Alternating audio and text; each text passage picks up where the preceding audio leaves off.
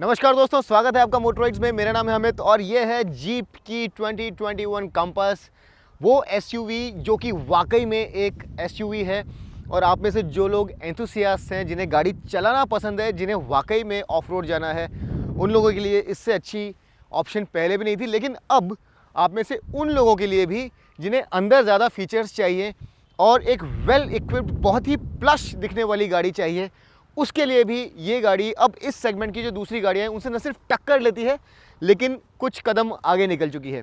यहाँ पर ये जो मॉडल आप देख रहे हैं, ये है नया top of the line S model, जो कि रेंज टॉपर है। और यहाँ पर आपको कुछ ऐसी फीचर्स मिलती हैं जो आपको नीचे वाले मॉडल्स में नहीं मिलती हैं। और यहाँ पर अगर आप देखने जाएंगे तो बेस वेरिएंट स्पोर्ट से चालू होता है, फिर आपके पास लॉन्जिट्यूड है, उसके बाद लिमिटेड ऑप्शंस वाला वेरिएंट है, उसके बाद लिमिटेड 80th एनिवर्सरी, जी हाँ 80 साल हो चुके हैं जीप को, 80th एनिवर्सरी एडिशन भी आपको मिलता है। और ये है top of the line S variant. और यहाँ पर बहुत कुछ नया है, बताने के लिए आपको बहुत कुछ है, तो देखते रहिए। बाहर से इस गाड़ी के प्रोपोर्शंस कभी भी इस सेगमेंट की दूसरी गाड़ियों से कमतर नहीं थे। ये सबसे ज़्यादा वेल प्रोपोर्शनड गाड़ियों में से एक थी और आज भी है। बाहर कुछ परिवर्तन डेफिनेटली हुए हैं, लेकिन जो ओवरऑल स्टांस है गाड़ी का वो आज भी सेम है। लेकिन ये जो top of the line S model है, यहाँ पर आपको कुछ यूनिक चीज़ें देखने को मिलेंगी। और ये जो जीप का लोगो है, ये यहाँ पर ग्रे है। ये ग्रिल जो है, यहाँ पर किसी तरह का कोई क्रोम एलिमेंट नहीं है। यहाँ पर जैसा आप देख रहे हैं, किसी तरह का कोई इनलेट नहीं है। रेडिएटर ग्रिल जो है उसे पूरी तरह से कवर कर दिया गया है। और उसके अलावा यहाँ पर अगर आप देखेंगे तो आपको एलईडी प्रोजेक्टर हेडलैम्प्स दिखेंगे, एलईडी डीआरएल दिखेगी। जो लोअर वेरिएंट्स हैं वहाँ पर आपको एलईडी लाइट्स मिलेंगी, लेकिन वहाँ पर एलईडी प्रोजेक्टर नहीं मिलेगा, एलईडी रिफ्लेक्टर लाइट मिलेगी। नीचे भी जैसा यहाँ पर आप देख रहे होंगे ग्रे इंसर्ट नज़र आएगा। ये एयर डैम और ये जो बम्पर का डिज़ाइन है ये भी काफ़ी हद तक नया है। यहाँ पर आपको ये पियानो ब्लैक फिनिश नज़र आएगा। तो कुछ परिवर्तन डेफिनेटली किए गए हैं फाशिया के अंदर और ये देखने में पहले से भी ज़्यादा प्रीमियम नज़र आता है। और यहाँ पर आपके पास कॉर्नरिंग फंक्शन है, ऑटोमेटिक हेडलाइट्स हैं, ऑटो वाइपर्स हैं। और जो जीप का एक विजुअल अपीयरेंस है वो अपने आप में एक हेड टर्नर है। ये गाड़ी जो है बड़ी प्रीमियम है और एक हेरिटेज है इस गाड़ी की। जो लोग इस गाड़ी को चलाते हैं वो वाकई में एसयूवीज़ चलाना पसंद करते हैं, तो उस लिहाज से एक अलग व्यक्तित्व है इस गाड़ी का, जो आप में से एंथुसियास्ट हैं, जो ऑफ रोडर्स हैं, उन्हें काफ़ी पसंद आएगा। अब यहाँ पर अगर आप इसे साइड से देखेंगे तो आपको ये 18 इंच व्हील्स नज़र आएंगे, जो कि आपको लिमिटेड ऑप्शंस या फिर एनिवर्सरी एडिशन में भी नज़र आएंगे। लेकिन लोअर वेरिएंट्स में आपके पास 17 इंच व्हील्स हैं और उनका डिज़ाइन अलग है।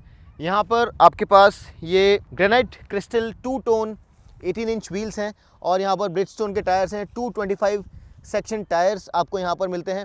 और मैं आपको ये बता सकता हूँ कि ये जो टायर्स हैं ये काफ़ी अच्छे हैं। ऑल्दो इससे पहले जो फायर स्टोन के टायर्स यहाँ पर आते थे वो मुझे ज़्यादा अच्छे लगे, ख़ासकर जब आप ऑफ रोड लेकर के जाएँ तो मुझे वो फायर स्टोन वाले टायर्स ज़्यादा कैपेबल लगे ऑफ रोडिंग कैपेबिलिटी के मामले में।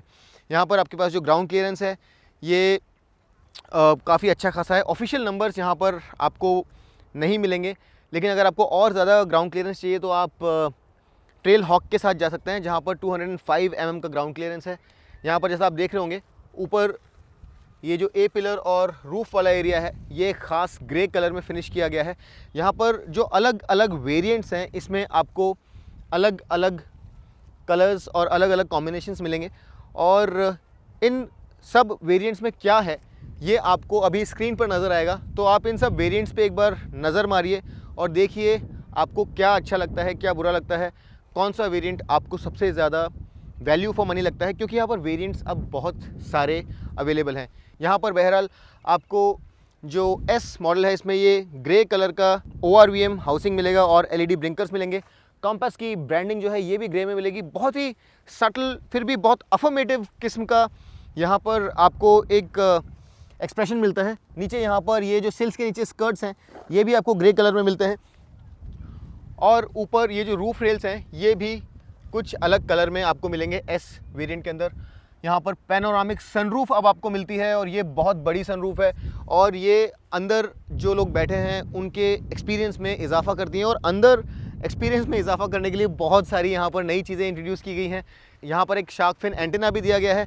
उसके अलावा 360 डिग्री कैमरा अब यहाँ पर इंट्रोड्यूस कर दिया गया है। उसके तहत अगर आप यहाँ पर मिरर्स के नीचे देखेंगे तो आपको ये कैमरा नज़र आएगा। सामने ग्रिल में भी एक कैमरा नज़र आएगा। साथ ही साथ अगर आप पीछे जा कर के देखेंगे तो पीछे भी ऑब्वियसली आपको एक कैमरा नज़र आएगा। यहाँ पर जो व्हील आर्चेज़ हैं ये स्क्वायर्ड ऑफ हैं।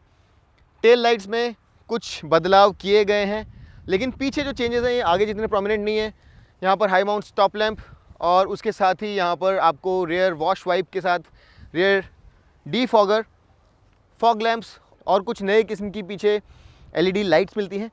ये यहाँ पर आपका रियर व्यू कैमरा है। और अगर आप बूट साइज़ देखेंगे यहाँ पर तो ये सेगमेंट लीडिंग नहीं है। 407 लीटर्स के आसपास यहाँ पर बूट फेस आपको मिलता है। और जो बड़ी चीज़ है यहाँ पर वो ये है कि ये जो टेल गेट है ये पावर्ड है, तो इसके लिए आपको मशक्क़त करने की ज़रूरत नहीं है। पीछे भी जीप का लोगो और इस एस वेरिएंट में ये जीप और ये एस बैजिंग जो है ये ग्रे कलर में फिनिश है। कहीं पर किसी तरह का कोई क्रोम एलिमेंट नज़र नहीं आएगा। थोड़ा बहुत शाइन जो भी है वो आपको यहाँ पर व्हील्स में नज़र आएगा, लेकिन बड़ा ही डार्क और बड़ा ही स्पोर्टी किस्म का एक्सटीरियर इस एस मॉडल को दिया गया और मुझे बहुत पसंद आया। लेकिन जो मज़े की बात है यहाँ पर वो ये है कि अंदर जिन लोगों को ज़्यादा क्रीचर कंफर्ट चाहिए थे, जिन्हें ज़्यादा फीचर चाहिए थे, उन लोगों के लिए जीप ने ऑलमोस्ट एंटायरली इस इंटीरियर को चेंज कर दिया है। और भले ही इस गाड़ी के डायमेंशंस इस सेगमेंट में सबसे ज़्यादा बड़े ना हो, अगर आप इसे कंपेयर करें इसके राइवल से, 200 इसका डायरेक्ट राइवल है, उससे ये गाड़ी हर मामले में ज़रा छोटी है। आप भले लेंथ की बात कर लें, विड्थ की बात कर लें, हाइट की बात कर लें, और भी कुछ गाड़ियाँ हैं यहाँ पर। मैं नहीं समझता कि आप इसे कंपेयर कर सकते हैं Hyundai क्रेटा के साथ या Kia Seltos के साथ, क्योंकि वो एक अलग सेगमेंट की गाड़ियाँ हैं। वहाँ पर इंजन कैपेसिटी के साथ साथ जो दूसरे फीचर्स हैं, जो उनकी कैपेबिलिटी है वो भी अलग है। लेकिन अगर आप इसे हैरियर या हेक्टर के साथ भी कंपेयर करें तो ये गाड़ी छोटी है। लेकिन अगर आप एक ओवरऑल कैपेबिलिटी की बात करें तो ये इस सेगमेंट की जो दूसरी गाड़ियाँ हैं उनसे कहीं आगे है।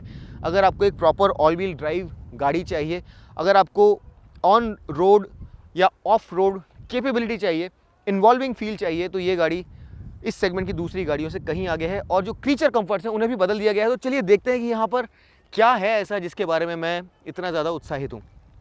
अब यहाँ पर हम लोग पहले इस की को देख लेते हैं। एक तरफ आपको जीप की ब्रांडिंग मिलेगी और दूसरी तरफ आपको अनलॉक, लॉक और बूट रिलीज़ का बटन मिलेगा, जिसे अगर आप 2 बार दबाते हैं तो बूट जो है ये इस तरह से खुल जाएगा। यहाँ भी एक बार हम लोग नज़र मार लेते हैं। यहाँ पर ये लाइट है, यहाँ पर ये सब वूफर है जो कि एक 9 स्पीकर सिस्टम का हिस्सा है। और इस फ्लोर बोर्ड के नीचे आपको एक स्पेयर व्हील मिलता है जो कि 17 इंच है। बाहर आपको 18 इंच व्हील्स नज़र आ रहे होंगे। लोअर वेरिएंट्स में 17 और 18 इंच व्हील्स आपको मिलते हैं। और मार्किंग यहाँ पर आप जैसा देख रहे होंगे 120 किलोमीटर्स पर आवर के लिए, यानी कि ये फुल साइज स्पेयर नहीं है। लेकिन यहाँ पर टायर्स जो हैं ये फायरस्टोन के हैं, जो मुझे काफ़ी पसंद आए थे। अब इस गाड़ी की अगर आपको ऑफ रोड मीमांसा चाहिए कि ये गाड़ी क्या कर सकती है, तो ऊपर एक वीडियो है वो ज़रूर आप देखिए। हमने इस गाड़ी का ऑफ रोड वीडियो किया है जो कि मेरे ख्याल से और किसी ने इस तरह का वीडियो नहीं किया है, तो वीडियो ज़रूर आप देखिए।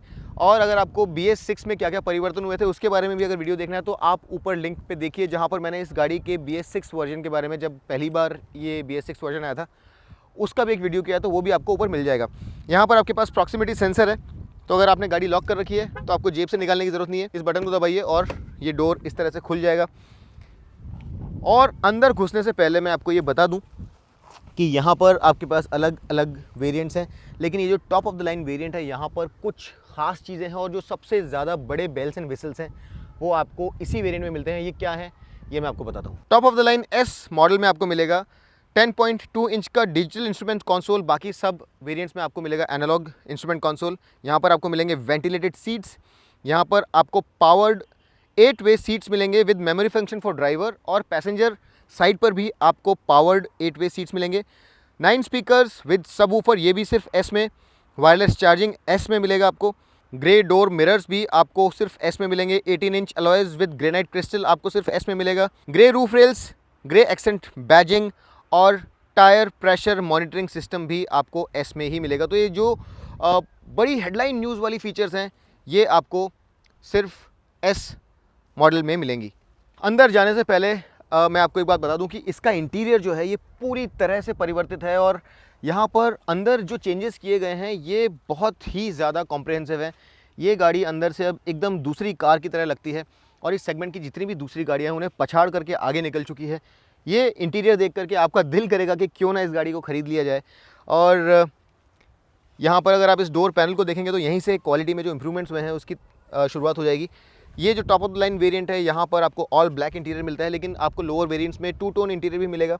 ऊपर सॉफ्ट टू टच मटेरियल्स, यहाँ पर लेदर, और सामने वाले जो विंडोज़ हैं ये one touch up and down है, लेकिन पीछे वाले जो विंडोज़ हैं ये सिर्फ वन टच डाउन मिलेंगे, अप नहीं मिलेंगे।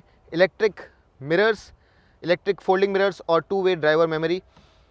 यहाँ पर पियानो ब्लैक, डोर पुल स्पेस सैटिन सिल्वर। और अगर आप यहाँ पर ये पैनल देख रहे हैं तो आपको ये नज़र आ जाएगा कि यहाँ पर 1 लीटर्स की बॉटल्स बड़े आराम से हमने फिट कर दी हैं, यानी कि यहाँ पर प्रैक्टिकलिटी में भी कोई समझौता नहीं किया गया है। और साथ ही ये जो नीचे वाला पार्ट है ये भले ही हार्ड प्लास्टिक हो, लेकिन क्वालिटी यहाँ पर भी बहुत अच्छी है। एल्पाइन ब्रांडेड आपको स्पीकर्स मिलते हैं और जो सीट हाइट है ये भी आइडियल है, यानी कि जब आप गाड़ी में प्रवेश कर रहे होते हैं तो ये छोटे कद के लोगों के लिए भी बहुत ज़्यादा डिफ़िकल्ट नहीं है अंदर घुसना। उसके अलावा ये इलेक्ट्रिक सीट्स यहाँ पर आप देख रहे होंगे, जहाँ पर इलेक्ट्रिक लंबार एडजस्टमेंट भी आपको मिलता है। नीचे आपको एक डेड पैडल भी मिलता है और काफ़ी अच्छा स्पेस है आप फुटवेल के अंदर। यहाँ पे जैसा आप देख रहे होंगे आपको ऑटोमेटिक हेडलाइट्स के लिए कंट्रोल मिलेंगे। यहाँ पर लेवलर है।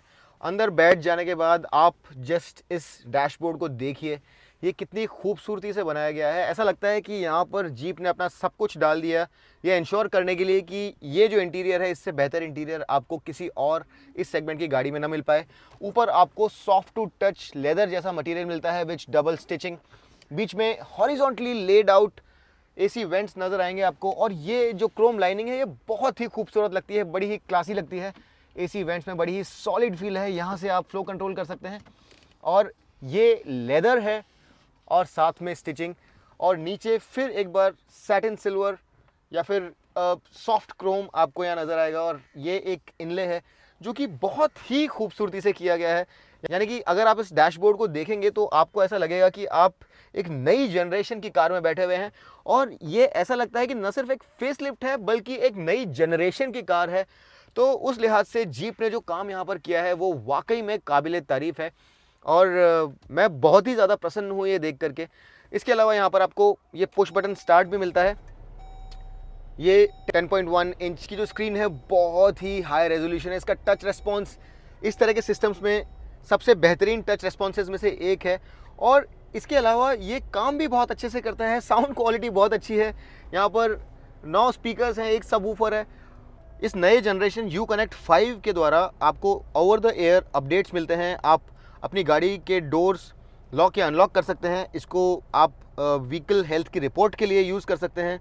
आपको ड्राइवर एनालिटिक्स मिलेंगे, आपको लोकेशन सर्विसेज मिलती हैं जिससे आप जियो फेंस कर सकते हैं। सेफ्टी सर्विस के अंतर्गत आप अगर कहीं एक्सीडेंट ग्रस्त हैं या कुछ इमरजेंसी है तो इमरजेंसी कॉन्टैक्ट को आप कॉन्टैक्ट कर सकते हैं, और आपको स्टोलन व्हीकल असिस्ट भी मिलता है। और ये सारी फीचर्स इस गाड़ी को एक सिम के द्वारा एक कनेक्टेड कार बना देती हैं। यहाँ पर आप रिमोट इंजन स्टार्ट या स्टॉप नहीं कर सकते, लेकिन मेरे ख्याल से इस तरह की कनेक्टिविटी सफिशिएंट है।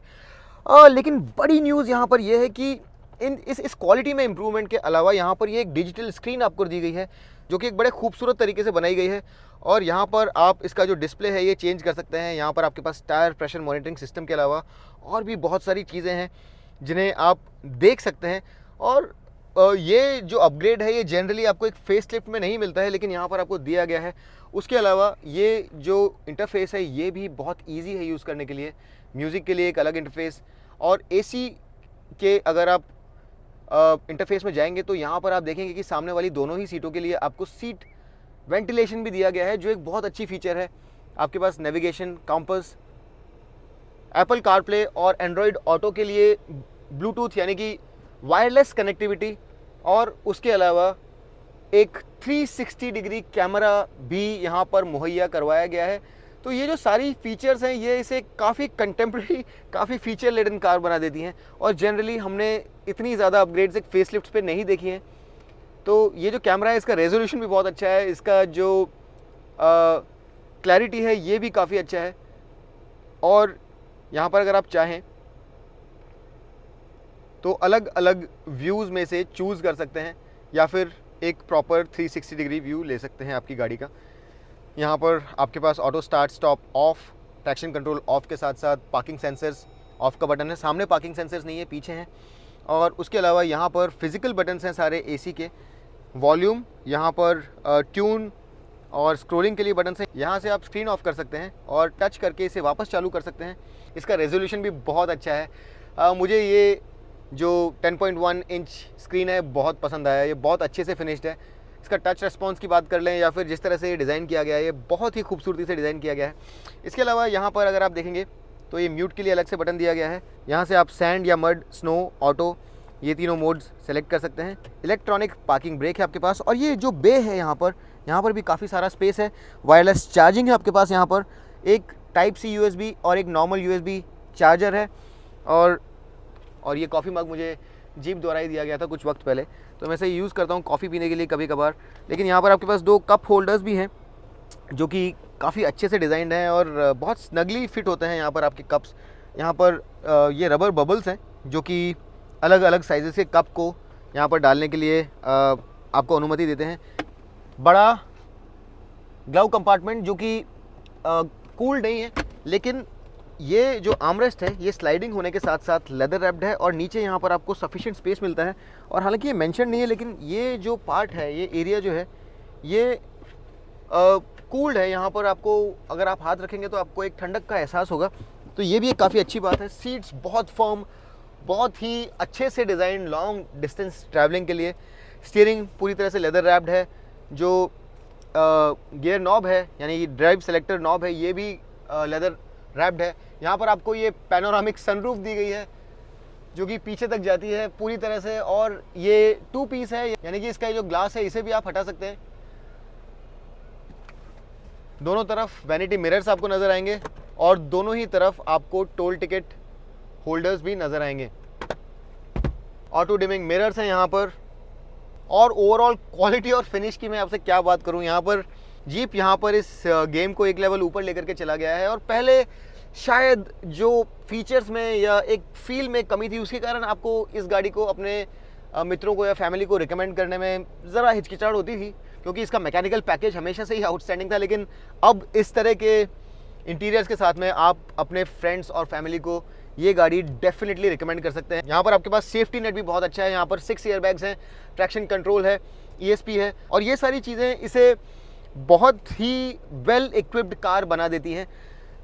किसी तरह की कोई कमी ढूंढना यहाँ पर बड़ा डिफिकल्ट है, क्योंकि यहाँ पर आपके पास सफिशिएंट स्टोरेज स्पेसेस भी हैं, क्वालिटी बहुत अच्छी है, सारे फीचर्स उपलब्ध हैं। तो ये जो चेंज हुआ है इंटीरियर में, ये बहुत ही उल्लेखनीय है। और मेरे ख्याल से अगर आप इस सेगमेंट में गाड़ी खरीदना चाहते हैं तो डेफिनेटली आपको ये जो गाड़ी है इसे जा करके चेकआउट करना चाहिए। यहाँ पर अगर मुझे शिकायत ही करनी हो तो शायद मैं ये कह सकता हूँ कि कुछ और महंगी गाड़ियों में फ्रंट कोलिजन वार्निंग सिस्टम या फिर ambient lighting with multiple colours, इस तरह की चीज़ें अगर होती तो ज़्यादा अच्छा होता। लेकिन आपकी डिमांड्स जो है वो हमेशा ज़्यादा हो सकती हैं, बट ओवरऑल बहुत ही वेल इक्विप्ड, बहुत ही वेल अपॉइंटेड कार है। यहाँ पर अगर आप देखेंगे तो ये जो सीट बेल्ट्स हैं ये भी हाइट एडजस्टेबल हैं, मुझे कोई शिकायत नहीं है। और कुछ गाड़ियाँ ऐसी होती हैं जो आपको ड्राइविंग के लिए इनवाइट करती हैं, उनमें से ये एक गाड़ी है। और अगर आप एक एंथुसियास्ट है तो डेफिनेटली ये आपको इनवाइट करेगी कि आप इस गाड़ी के स्टीयरिंग व्हील के पीछे आएँ और इसे ड्राइव करें। चलिए पीछे देखते हैं कि वहाँ पर स्पेस के क्या हाल चाल है। ये देखिए, यहाँ पर भी आप 1 लीटर की वाटर बॉटल बड़े आराम से डाल सकते हैं। आगे की तरह क्वालिटी यहाँ पर भी बहुत अच्छी है। हालांकि ये जो पार्ट है यहाँ पर ये सॉफ्ट टू टच नहीं है, लेकिन ये यहाँ पर लेदर है। जो भी टच पॉइंट्स हैं वो लेदर हैं और यहाँ पर डबल स्टिचिंग आपको मिलेगी। और यहाँ पर भी आपको एक जो स्पीकर है 9 स्पीकर्स में से वो नज़र आएगा। क्वालिटी यहाँ पर भी बहुत ज़बरदस्त है। आइडियल हाइट है एक SUV के लिए अंदर बैठने के लिए।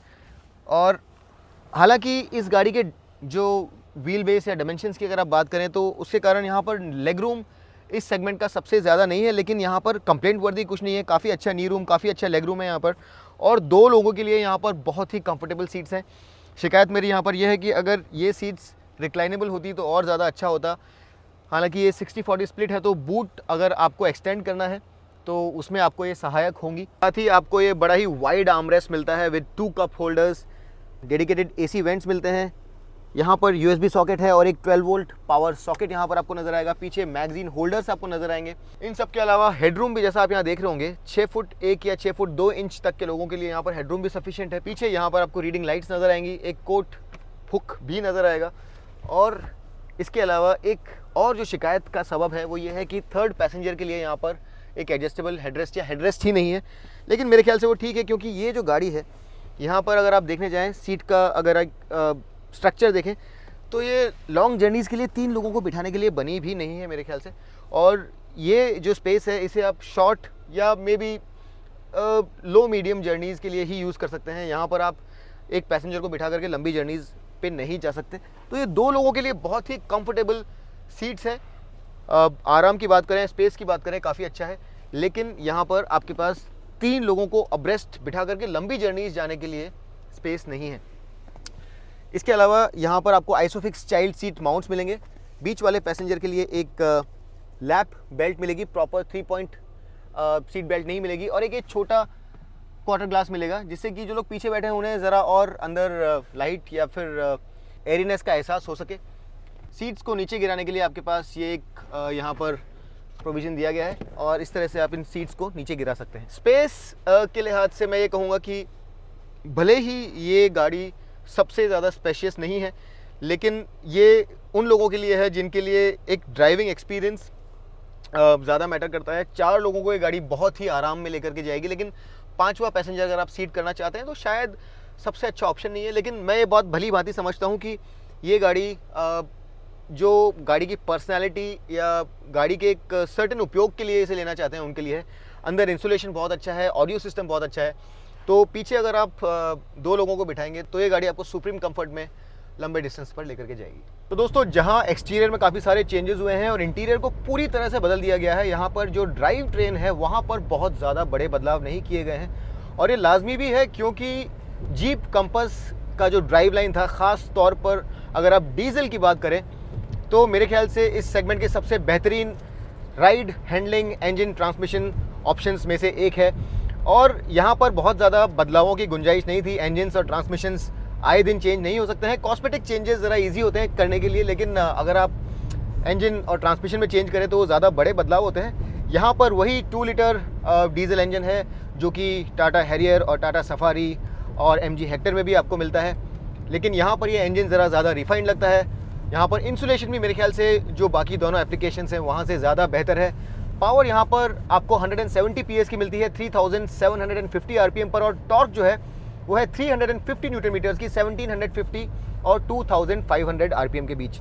अब यहाँ पर ये जो बाकी सारी गाड़ियाँ हैं उनसे ये ज़्यादा क्विक लगता है और ये अपना 0 to 100 11 सेकेंड से भी कम में लगभग 10.5 सेकेंड्स में फिनिश कर लेता है। तो ये जो है ये इस गाड़ी को बाकी गाड़ियों से ज़रा जुदा करता है, क्योंकि यहाँ पर ज़रा वेट भी दूसरी गाड़ियों से जो इस इंजन के साथ प्रोपेल्ड है उनसे ज़रा कम है। यहाँ पर ट्रांसमिशन भी अलग है।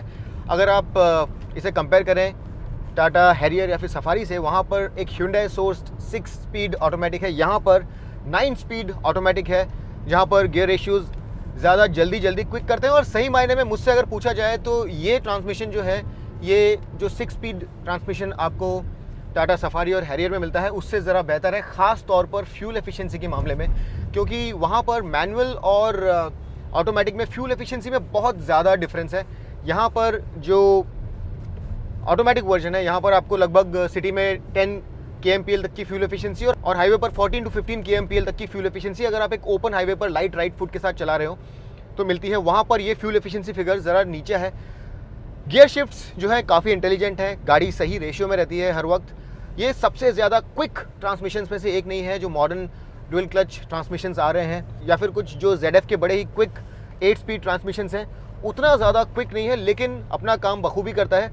बहुत ज़्यादा शार्प नहीं है, बहुत ज़्यादा क्विक नहीं है, लेकिन for a wide variety of applications, आप चाहे सिटी में चला रहे हो या फिर हाईवे पर चला रहे हो, कहीं पर भी इस गाड़ी को चला रहे हो, ये अपना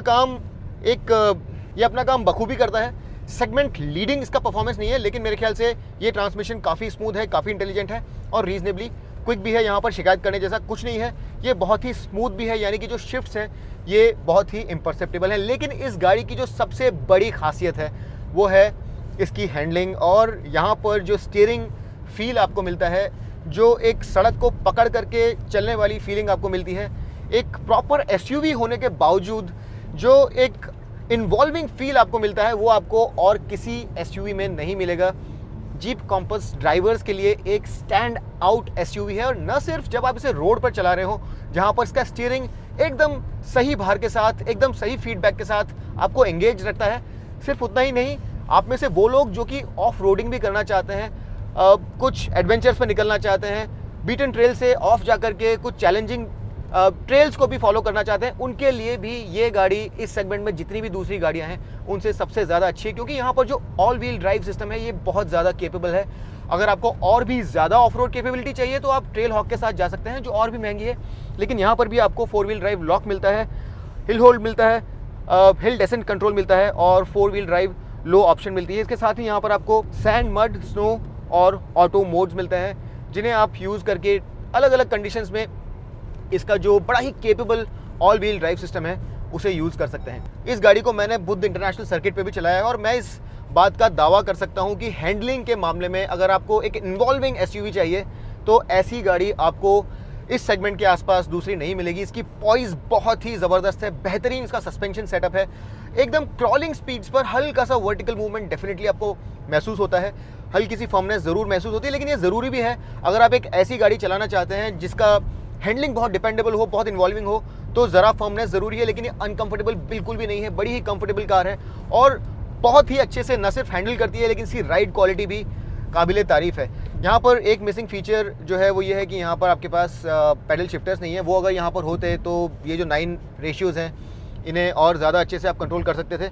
हालांकि आप इसे इस तरह से मैनुअली भी कंट्रोल कर सकते हैं यहाँ से, लेकिन पैडल शिफ्टर्स यहाँ पर आपको नहीं मिलेंगे। 100 बातों की एक बात अगर मैं आपको बताऊँ तो ये है कि जीप कंपस डीजल जो है ये ड्राइवर्स और एंथुसियास्ट के लिए इस सेगमेंट का सबसे बेहतरीन एसयूवी है।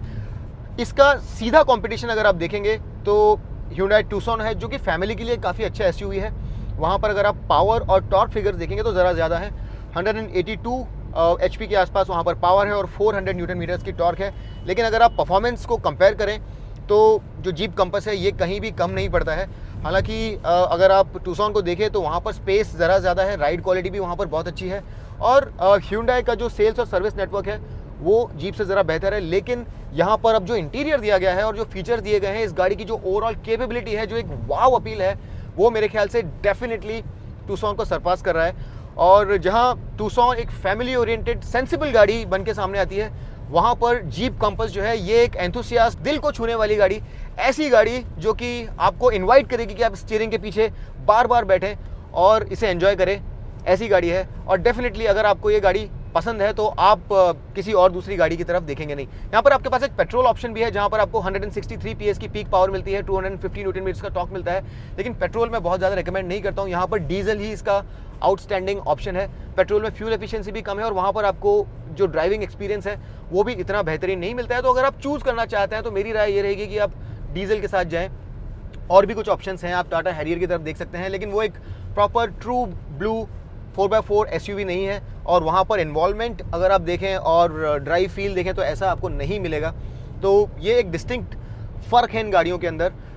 उसके बाद जो नीचे लेवल पे गाड़ियाँ हैं, सेल्टॉस या क्रेटा, उनको भी कुछ लोग इससे कंपेयर करने की गलती करते हैं। आप ऐसा ना करें, क्योंकि वो जो गाड़ियाँ हैं वो एक फैमिली एसयूवी है, वहाँ पर 4x4 कैपेबिलिटी नहीं है। और जब आप स्टीयरिंग व्हील के पीछे बैठते हैं तो इस गाड़ी की जो बिल्ड क्वालिटी है, जिस तरह से इंजीनियर की गई है, वो आप इमीडिएटली समझ सकते हैं। इसका जो भार है, जो टैंक लाइक बिल्ड क्वालिटी है, जो पॉइज है, वो एक अलग लीग में है। और वो जो गाड़ियाँ हैं वो आप ऐसा कह सकते हैं कि एसयूवी जैसी दिखने वाली गाड़ियाँ हैं, लेकिन ये जो यहाँ पर आप देख रहे हैं ये एक proper all wheel drive SUV है, जो कि ख़राब टेरेन पर चलने के लिए बनाया गया है। तो एक विशिष्ट एसयूवी ये है। और अगर आपको एक बड़ा ही परिपक्व, बहुत ही well rounded do all SUV चाहिए 5 सीटर, तो जीप कंपस जो है ये मेरे रिकमेंडेशंस में नंबर 1 पे आएगा। हालांकि अगर आपको सिर्फ फैमिली को साथ लेकर के चलना है और ऑफ रोडिंग नहीं चाहिए, या फिर आप बहुत ज़्यादा एंथुसियास्ट बन के गाड़ी नहीं चलाना चाहते हैं, तो आपके पास दूसरी ऑप्शंस भी हैं। एक और ज़रूरी चीज़ जो यहाँ पर आप नोटिस करेंगे वो ये है कि ये ट्रांसमिशन कुछ अलग तरीके से बिहेव करता है। और जहाँ अगर आप टाटा हैरियर या फिर टाटा सफारी में देखें तो वहाँ पर 4000 आरपीएम पर आप शिफ्ट हो जाते हैं। ये ट्रांसमिशन इस गाड़ी को ज़्यादा अच्छे से रेव करने देता है और 5000 आरपीएम से ज़रा पहले जा कर के आप शिफ्ट करता है, यानी कि जो परफॉर्मेंस है वो यहाँ पर आपको ज़्यादा बेहतर मिलता है। आप जो रेव रेंज है उसमें ज़्यादा ऊपर तक जा पाते हैं एक ऑटोमेटिक ट्रांसमिशन के साथ में भी। 3000 आरपीएम से नीचे आपको रहना होगा अगर आप डाउन शिफ्ट करना चाहते हैं, तो मैनुअल जब आप यूज़ कर रहे हैं तो इस चीज़ का ध्यान रखें। और ये बड़ा ही लीनियर इंजन है, यहाँ पर कोई बहुत ही प्रोनाउंस्ड किक जो आपको पहले महसूस होती थी वो नहीं मिलती है। BS6 वेरिएंट में जब ये इंजन आया तो वहाँ पर ये इंजन काफ़ी लीनियर हो गया, काफ़ी स्मूथ हो गया और जो एक काफ़ी प्रोनाउंस्ड किक आपको मिलती थी वो अब नहीं मिलती है। लेकिन फिर भी अगर आप देखने जाएँ तो 1700-1800 आरपीएम के बाद एक स्टेप अप ज़रूर दिखता है आपको पावर में। 1000-1200 आरपीएम से आगे आपको काफ़ी रीएश्योरिंग एक्सेलरेशन मिलना शुरू हो जाता है और ये धीरे धीरे लीनियरली इंक्रीज होता जाता है और 1700-1800 आरपीएम के बाद और वहाँ से ये 4000-4200 आरपीएम तक आपको बड़ा ही स्ट्रॉन्ग एक एक्सेलरेशन का सेंस देता है और वहाँ से फिर 5000 आरपीएम तक आपको एक्सेलरेशन का सेंस जो है वो ज़रा कम मिलता है। लेकिन ये जनरली काफ़ी रिफाइंड और काफ़ी ज़्यादा स्मूथ इंजन है, तो उस लिहाज से आपको किसी तरह की कोई तकलीफ नहीं होगी। लोअर एंड जो रेव रेंज का है वहाँ पर भी आपको अच्छा रिस्पांस मिलता है, तो काफ़ी यूजेबल, काफ़ी प्रैक्टिकल इंजन है। और ऐसा नहीं है कि आपको इसे लगातार 2000 आरपीएम के ऊपर ही रखना होगा ताकि आप इसे ट्रैक्टिवली यूज़ कर पाएँ। तो काफ़ी लीनियर, काफ़ी यूजेबल, काफ़ी हद तक रिफाइंड इंजन है। थोड़ा सा नॉइजी हो जाता है 2500-3000 आरपीएम के बाद, बट ये काफ़ी अच्छे से इंसुलेटेड है गाड़ी, तो अंदर आपको किसी तरह की कोई आवाज़ ज़्यादा नहीं आती है। तो दोस्तों, कीमतों की बात मैं आपसे करना चाहता हूं और मैं चाहूं तो बहुत अच्छे से इस चीज़ को एनालाइज़ कर सकता हूं, लेकिन मैं आपको 100 बातों की एक बात बोलता हूं। इस गाड़ी की कीमत 17 लाख रुपीज़ से चालू होकर के लगभग 27 लाख रुपीज़ तक जाती है। और आप इसे कंपेयर करें तो इसका डायरेक्ट कॉम्पिटिटर जो है वो है Hyundai का टूसॉन, जो कि एक ज़्यादा फैमिली ओरिएंटेड एसयूवी है। वहाँ पर आपके पास स्पेस ज़रा ज़्यादा है और अगर आपको एक बहुत ज़्यादा स्ट्रॉन्ग पर्सनैलिटी वाली गाड़ी जो कि प्रॉपर ऑफ रोडर वो ना चाहिए हो, तो शायद आप टूसॉन को भी कंसिडर कर सकते हैं, जहाँ पर आपके पास जो एक आम आदमी को चाहिए होता है, स्पेस, कंफर्ट, एक अच्छा ऑडियो सिस्टम, वो सब चीज़ें वहाँ भी मौजूद हैं। तो आप दोनों को वहाँ पर एक तराजू में तोल सकते हैं। लेकिन अगर आप इसे कंपेयर करना चाहते हैं हैरियर या फिर हेक्टर जैसी गाड़ियों के साथ जो कि स्पेस में, साइज़ में लंबी हैं, आपको अगर वैल्यू से ज़्यादा मतलब है, एक पाई का हिसाब रखना है, तो शायद आप इस तरफ ज़्यादा ना देखें। लेकिन मैं आपको ये बात आज बता सकता हूँ कि अगर आप एक एंथुसियास्ट हैं, अगर आपको एक ऐसी गाड़ी चाहिए जिसकी ऑन रोड और ऑफ रोड कैपेबिलिटीज़ इस सेगमेंट में सबसे अलहदा हों, जो कि आपको ड्राइविंग एक्सपीरियंस ऐसा दे जो कि आपके अंदर के एंथुसियास्ट को प्रफुल्लित कर दे, तो ये गाड़ी जो है इसकी कोई बराबरी नहीं है और मेरे ख्याल से इसकी कीमत प्रॉपरली जस्टिफाइड है। आप डेफिनेटली इस गाड़ी के साथ जा सकते हैं और इस बेहतरीन इंटीरियर के साथ, नए फीचर्स के साथ मैं ये गाड़ी आपको रिकमेंड कर सकता हूँ। कुछ गाड़ियाँ आपके दिल के तारों को छू जाती हैं और ये जो गाड़ी है ये उन्हीं गाड़ियों में से एक है। उम्मीद करता हूँ कि इस गाड़ी के साथ मेरा जो एंथुसियाज़म था वो आप तक पहुँच पाया। मैं इस गाड़ी के साथ बहुत प्रभावित हुआ और मुझे ये गाड़ी बहुत पसंद आई। तो आप में से जिन लोगों को गाड़ी चलाना पसंद है उन्हें मैं ये गाड़ी रेकमेंड करूँगा। और अगर आपके फिर भी कोई सवाल हैं तो उन्हें कमेंट सेक्शन में डाल दीजिए, मैं पूरी कोशिश करूँगा कि आपके सवालों के जवाब दूँ। उसके अलावा एक बहुत ज़रूरी बात मैं आपसे कहना चाहता हूँ कि अगर आपको हमारे वीडियोस पसंद हैं, इस तरह के लॉन्ग फॉर्मेट डिटेल्ड वीडियोस आपको पसंद हैं, तो आप हमारी मदद कर सकते हैं। आप अपनी सर्चेस के आगे मोटरॉइड्स लगाइए, हमें सब्सक्राइब कीजिए, लाइक कीजिए इस वीडियो को, अपने दोस्तों को हमारे बारे में बताइए, फेसबुक और व्हाट्सएप जैसे अलग अलग मीडियम से हमारी चर्चा कीजिए। और बिग टेक जो है वो एल्गोरिदम्स के पीछे छुप के अच्छा कंटेंट आप तक नहीं पहुंचने देती है। तो मेरी उम्मीद आपसे यही है कि आप हम जैसे लोगों के बारे में आपके मित्रों को बताएं, ताकि एक जो ऑटो कम्युनिटी है वो अच्छा कंटेंट ढूंढ पाए और जो एल्गोरिदम आपको दिखा रहा है उससे बाहर निकलने का एक तरीका ढूंढ पाए।